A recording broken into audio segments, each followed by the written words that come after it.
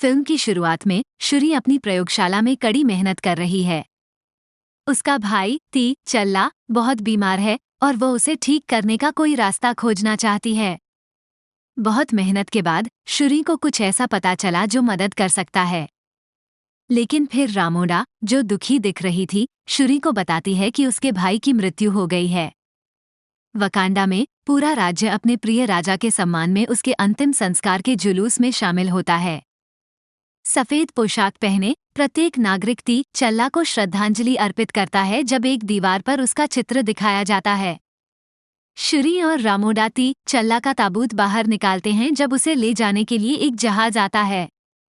Shuri अंतिम क्षण में अपने भाई के ताबूत पर शोक मनाती है जबकि राज्य वकंदन सलामी देता है। एक साल बाद रामोडा संयुक्त राष्ट्र में एक सत्र में भाग लेती है।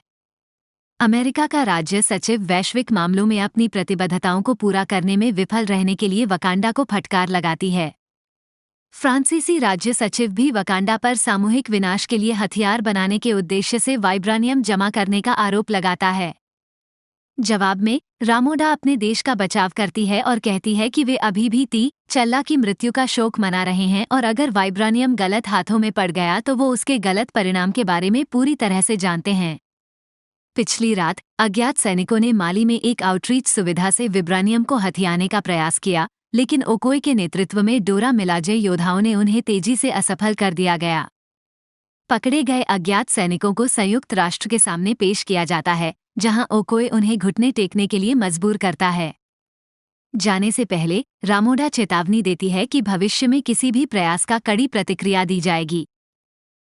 अटलांटिक महासागर में डॉक्टर ग्राहम वाइब्रेनियम पता लगाने वाले उपकरण का उपयोग करते हुए सीआई टीम का नेतृत्व करते हैं। पानी के नीचे 2 गोताखोर उतरते हैं और पाते हैं कि उनकी खनन ड्रिल को बेकार कर दिया गया है। कुछ ही समय पहले अज्ञात हमलावरों ने उन पर हमला किया और उन्हें बड़ा नुकसान पहुंचाया। अचानक नीली चमड़ी वाले व्यक्तियों का एक समूह, जिन्हें तालोकन कहा जाता है, उभरते हैं और जहाज पर हमला शुरू कर देते हैं, जिसके कारण जहाज के चालक दल की मौत हो जाती है। डॉक्टर ग्राहम और उनके सहयोगी एक हेलीकॉप्टर का उपयोग करके भागने का प्रयास करते हैं, लेकिन उनके प्रयास असफल हो जाते हैं क्योंकि तालोकन्स के नेता नमोर विमान पर नियंत्रण कर लेते हैं और उसे जबरदस्ती समुद्र की गहराई में फेंक देते हैं। वकंडा लौटने पर रामोडा और ओकोई शुरी को नई तकनीक पर अपने काम में तल्लीन पाते हैं। रामोडा का सुझाव है कि शुरी सिंथेटिक दिल के आकार की जड़ी बूटी बनाने और ब्लैक पैंथर को पुनर्जीवित करने के अपने प्रयास जारी रखें, लेकिन शुरी ने ब्लैक पैंथर को एक कलाकृति मानते हुए इस विचार को खारिज कर देती है। उसने केवल ती चल्ला को बचाने के लिए जड़ी बूटी को फिर से बनाने का प्रयास किया। इसके बाद रामोडा शुरी को पानी की ओर ले जाती है और उसे शोक के समापन और ती चल्ला के जीवन का जश्न मनाने की शुरुआत के प्रतीक के रूप में उनके औपचारिक कपड़ों को आग लगाने के लिए प्रोत्साहित करती है। अपने भाई की मृत्यु के लिए दुनिया के प्रति गुस्से से भरी शुरी अपनी निराशा व्यक्त करती है। अचानक उनका सामना नमोर से होता है, जो वकांडा को बेनकाब करने के ती चल्ला के फैसले पर असंतोष व्यक्त करता है, जिससे उसका राज्य हमलों के लिए असुरक्षित हो जाता है क्योंकि तालोकान के पास भी वाइब्रानियम है। नमोर कहता है कि वे वाइब्रानियम डिटेक्टिंग मशीन को बनाने वाले वैज्ञानिक को ढूंढें और उन्हें सौंपे या वकंडा पर हमले का सामना करें। वह इस बात पर भी जोर देता है कि वे उसके अस्तित्व को दूसरों से गुप्त रखें। रामोडा ओकोई को वैज्ञानिक का पता लगाने का काम सौंपती है, लेकिन शुरी अपनी मां की आपत्तियों के बावजूद उसके साथ जाने पर जोर देती है। वे वर्जीनिया की यात्रा करते हैं और एवरेट रॉस की तलाश करते हैं, जो बताता है कि वैज्ञानिक रिरी विलियम्स नाम की एक किशोर लड़की है जो MIT में पढ़ रही है। शुरी रिरी के कमरे में जाती है और उसे आवश्यक स्थिति के बारे में बताती है और उसे पता चलता है कि रिरी की वाइब्रेनियम डिटेक्टिंग मशीन CIA द्वारा प्राप्त किया गया एक क्लास प्रोजेक्ट मात्र थी। शुरू में शक कर रही रिरी, जब ओकोई अचानक अपने बाथरूम से बाहर आती है तो उनके साथ शामिल होने के लिए आश्वस्त हो जाती है। रिरी शुरी और ओकोई को गराज में स्थित अपनी कार्यशाला में ले जाती है, जहां वह अपने प्रोजेक्ट्स के लिए समर्पित रहती है। तभी FBI एजेंट अचानक गराज में पहुंचते हैं, जिससे महिलाओं को तेजी से भागना पड़ता है। रिरी एक लोहे के कवच का सूट पहनती है, जिससे वह उड़ सकती है, जबकि शुरी और ओकोई गाड़ी चलाकर भागने की कोशिश करते हैं। एक ड्रोन द्वारा पीछा किए जाने पर रिरी ऊंचाई पर चली जाती है और उसकी ऑक्सीजन खत्म होने से पहले वो ड्रोन को मार गिराती है। दुर्घटनाग्रस्त ड्रोन कई पुलिस कारों से टकराता है, जिससे शुरी और ओकोए को लगातार भागने का मौका मिलता है। लेकिन अफसोस, उन्हें अचानक रुकना पड़ता है क्योंकि तालुकवासी उन्हें एक पुल पर फंसा लेते हैं और उन पर पानी का बम छोड़ देते हैं, जिसके कारण शुरी बेहोश हो जाती है। रिरी भी घटनास्थल पर दुर्घटनाग्रस्त हो जाती है और तालुकवासी उसे पकड़ने की कोशिश करते हैं। हालांकि ओकोए लड़ाई में जुट जाती है और जनरल अट्टुमा का सामना करने से पहले 3 सैनिकों को खत्म कर देती है। एक खतरनाक मुठभेड़ में अट्टुमा ने ओकोए को उसके भाले से लगभग तब तक वश में कर लिया जब तक कि वो उसे बिजली का झटका देकर निशस्त्र करने में सफल नहीं हो गई। बचे हुए 3 तालुकान निकल आते हैं तो ओकोए लड़ाई फिर से शुरू करने का प्रयास करती है, लेकिन पुल से नीचे गिर जाती है। शुरी को होश आ जाता है और वह तालुकवासियों से उसे और रिरी को अपने साथ ले जाने का आग्रह करती है, जिसके कारण उन्हें पकड़ लिया जाता है। अगले दिन रॉस पुल पर क्राइम सीन पर पहुंचता है और उसका सामना कोंटेसा वैलेंटिना डी फॉन्टेन से होता है, जो अब सीआईए की निदेशक और रॉस की पूर्व पत्नी भी है। रॉस को शुरी के किमोयो मोतियों का ब्रेसलेट मिलता है और वो उसे चुपके से अपने साथ ले जाता है। ओकोए वकांडा लौटती है और काउंसिल के सामने आकर शुरी की तलाश में एक पानी के नीचे की टीम का नेतृत्व करने के लिए रामोडा की परमिशन मांगती है। हालांकि शुरी की रक्षा करने में असफल होने के कारण रामोडा ओकोए को जनरल के पद से और डोरा मिलाजे के पद से हटा देती है। रामोडा शुरी की प्रयोगशाला में जाती है और शुरी के मोतियों की जगह को ट्रैक करने के लिए अपने एआई ग्रियोट की मदद लेती है। उसका संपर्क रॉस के साथ होता है, जो वैल की जानकारी के बिना गुप्त रूप से उससे बात करता है। रॉस रामोडा को बताता है कि सीआईए को माइनिंग शिप पर हमले में वकंडा के होने का शक है, लेकिन रामोडा नमोर की भागीदारी के बारे में जानकारी नहीं दे पाती है। रामोडा हैती जाती है, जहां वह द ब्लिप की घटनाओं के बाद से नाकिया को एक स्कूल में काम करती हुई पाती है। हालांकि वो एक दूसरे को देखकर खुश होती हैं, लेकिन रामोडा का ध्यान ती चल्ला के अंतिम संस्कार में नाकिया के ना होने पर जाता है। रामोडा के याद दिलाने के बावजूद कि मौत वाकांडा के लिए अंतिम परिणाम नहीं है, नाकिया साफ करती है कि उसे अपने जीवन की परिणति के रूप में इसकी कल्पना करना मुश्किल लगता है। शुरी को बचाने के प्रयास में रामोडा नाकिया की मदद लेती है और उसे युकाटन प्रायद्वीप के एक स्थानीय गांव की एक महिला से संपर्क करने को कहती है। इस महिला का नमोर से सामना हुआ है, जिसे वो प्रसिद्ध कुकुलकन बताती है, जिसे पंख वाले सर्प देवता के रूप में भी जाना जाता है। तालुकान में शुरी को पारंपरिक पोशाक दी जाती है और नमोर से मिलने के लिए लाया जाता है। वो 1571 की अपनी पिछली कहानी को याद करते हुए बताता है, जब उनकी माँ मारिया मर्सिडीज कोरोए स्पेनिश विजेताओं के आने के बाद चेचक से पीड़ित एक गांव से थीं।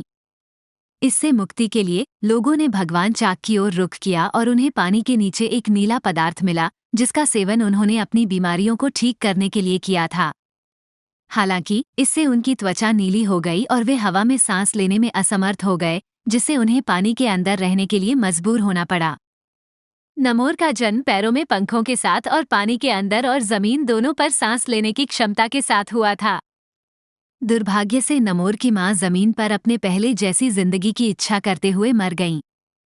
जब नमोर ने उसे दफनाया तो उसने देखा कि विजय प्राप्त करने वाले लोग गांव वालों को लूट रहे थे और उन्हें गुलाम बना रहे थे। नमोर और तालोकन्स ने जवाबी कार्रवाई की और एक पुजारी ने नमोर को अन्नीनो से नमोर, प्यार के बिना एक बच्चा, कहा, जो उसका नाम बन गया, जो जमीनी दुनिया के प्रति उसके लगाव की कमी का प्रतीक था।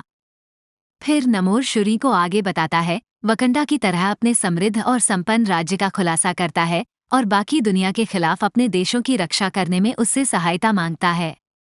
नाकिया शुरी और रिरी को आज़ाद कराने का मिशन शुरू करती है। इस बीच रॉस के साथ बातचीत के बाद रामोडा नमोर के साथ एक मीटिंग करती है और उसे माइनिंग शिप पर हमले के लिए वकंडा के खिलाफ कार्रवाई करने के सीआईए के इरादे के बारे में बताती है। रामोडा नमोर से उस घटना की जिम्मेदारी लेने की सलाह देती है, लेकिन वह वकांडा द्वारा तालुकान को बेनकाब करने की धमकी देने पर रामोडा को जवाबी कार्रवाई के बारे में सावधान करता है। नाकिया पानी के अंदर मेहनत करती है शुरी को नुकसान पहुंचाने से पहले नमोर की चचेरी बहन नमोआ माबिल कैडिना को अक्षम कर देती है। एक दूसरा तालुकान योद्धा शुरी को पकड़ लेता है, लेकिन नाकिया उस पर एक घातक ध्वनि विस्फोट करती है। वो शुरी और रिरी के साथ भागने में सफल हो जाती है, लेकिन नमोर उस योद्धा की मृत्यु को वकंडा का हमले कहता है। इसलिए वह जवाबी हमले में अपने योद्धाओं का नेतृत्व करता है।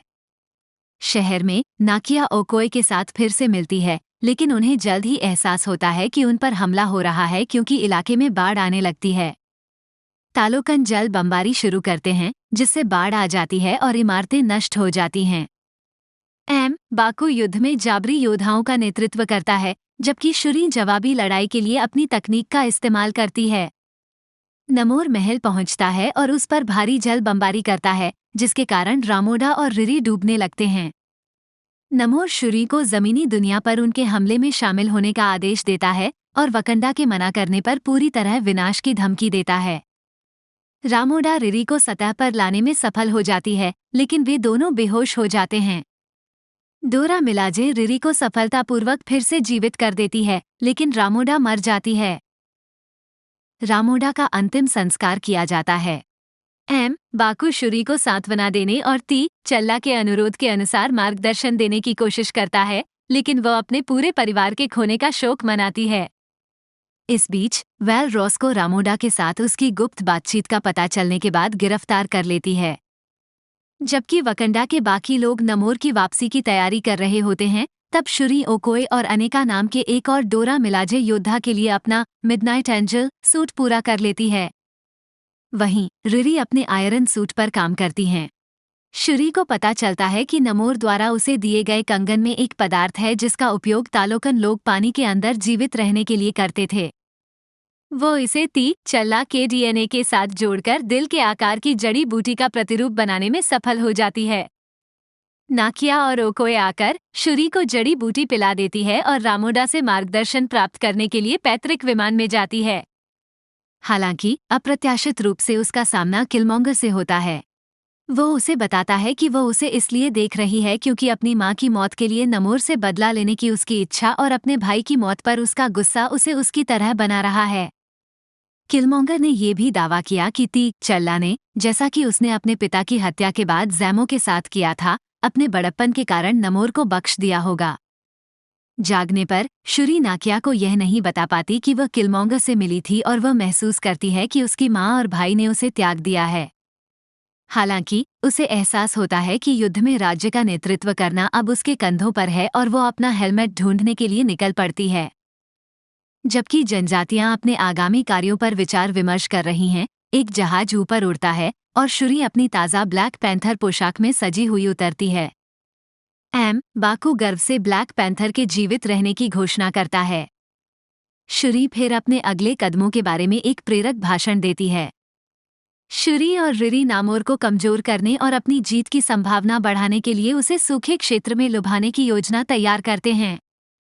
लड़ाई की तैयारी करते हुए वकांडा के लोग एक जहाज पर चढ़ते हैं और सिग्नल देने के लिए एक अलग वाइब्रेनियम डिटेक्टिंग डिवाइस का इस्तेमाल करते हैं, जिससे तालोकन को उनकी ओर आकर्षित किया जा सके। जब तालोकन जहाज पर चढ़ने की कोशिश करते हैं तो लड़ाई शुरू हो जाती है, जबकि डोरा मिलाजे और जाबरी योद्धा उसका बचाव करते हुए अपनी जगह पर खड़े रहते हैं। रिरी अपने नए आयनहॉट कवच में आती है, जबकि ओकोए और अनेका अपने मिडनाइट एंजल सूट में लड़ाई में शामिल होते हैं। जब नमोर ऊपर चढ़ता है तो रिरी उसे एक शक्तिशाली विस्फोट से मारने में सफल हो जाती है और शुरी उसे अपने जहाज में पकड़ लेती है और उसकी त्वचा पर पानी को वाष्पित करना शुरू कर देती है। नमोर रिरी पर हमला करता है, जबकि ओकोए अट्टुमा के साथ दोबारा लड़ती है। रिरी नमोह को समुद्र में उड़ा देती है और ओकोए अट्टुमा को जहाज से नीचे गिरा देती है। नमोर अपने भाले से जहाज को तोड़ने की कोशिश करता है, लेकिन शुरी अपने सूट का इस्तेमाल करके वापस लड़ती है। शुरी जहाज को रेगिस्तान की ओर ले जाने की कोशिश करती है, लेकिन नमोर अंततः उसे नष्ट कर देता है, जिससे वे दुर्घटनाग्रस्त हो जाते हैं। शुरी और नमोर अपनी लड़ाई में जुटे हुए हैं। नमोर के पास शुरी पर काबू पाने और उसे सूली पर चढ़ाने के लिए पर्याप्त ताकत है। किलमोंगा के शब्दों को सोचते हुए शुरी नमोर के खिलाफ अपनी लड़ाई फिर से शुरू करने से पहले खुद को आज़ाद करने और ठीक होने में सफल हो जाती है। अपने जहाज से निकलने वाले धुएं का उपयोग करते हुए वो नमोर की ओर तेज गर्मी फेंकती है, जिससे वो काफी कमजोर हो जाता है। उसके भाले को पकड़कर वो उस पर घातक प्रहार करने की तैयारी करती है, तभी उसे रामोडा दिखती है, जो उससे अपने असली रूप में आने के लिए कहती है। शुरी दोनों ओर के लोगों के लिए और अधिक पीड़ा और प्रतिशोध को रोकने के लिए नमोर पर दबाव बनाती है। अनिच्छा से नमोर मान जाता है और वे तालोकान लौट आते हैं, अपनी लड़ाई को खत्म करते हैं और घर लौट जाते हैं। इसके बाद शुरी रिरी के लिए बोस्टन लौटने की व्यवस्था करती है, लेकिन इस चिंता के कारण कि संयुक्त राज्य अमेरिका वकंडा के साथ फिर से तनाव पैदा कर सकता है, इस बात पर जोर देती है कि वह अपना सूट छोड़ दे। सद्भाव के रूप में शुरी रिरी को उसके पिता की मरम्मत की हुई कार भेंट करती है। तालोकान में नमोर नमोआ को दूसरे संरक्षकों की कमी के कारण वकंडा के साथ गठबंधन करने की आवश्यकता को समझाता है, जिससे अंततः उन्हें लाभ होगा। इस बीच ओकोए रॉस को उसकी कैद से मुक्त कराने के लिए निकल पड़ती है। शुरी एक समुद्र तट पर नाकिया से मिलने के लिए हैती की यात्रा पर निकलती है और समझाती है कि उसे कुछ करना चाहिए।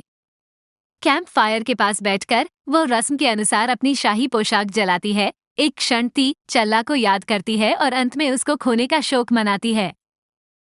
क्रेडिट दृश्य में नाकिया डिवाइन लव कोनाडू सन द्वारा चित्रित एक युवा लड़के टूसेंट को अपने और ती चल्ला के बेटे के रूप में मिलवाती है, जिससे वो शुरी का भतीजा बन गया। नाकिया बताती है कि रामोडा अपनी मौत से पहले टूसेंट से मिली थी और वह शांति से रह रहा है। टूसेंट ने शुरी को बताता है कि उसका वकंदन नाम ती चल्ला है। संतुष्ट मुस्कान के साथ शुरी धन्यवाद करती है कि उसके भाई की विरासत जिंदा है। ब्लैक पैंथर वकंडा फॉरएवर एक रोमांचक और भावनात्मक यात्रा है जो एक देश की पहचान, विरासत और लचीलेपन की थीम पर चलती करती है। ये ती चल्ला का किरदार निभाने वाले अभिनेता चैडविक बोसमैन को श्रद्धांजलि देती है और ब्लैक पैंथर की स्थायी विरासत का जश्न मनाती है। फिल्म चैडविक बोसमैन के प्रति सम्मान के साथ समाप्त होती है।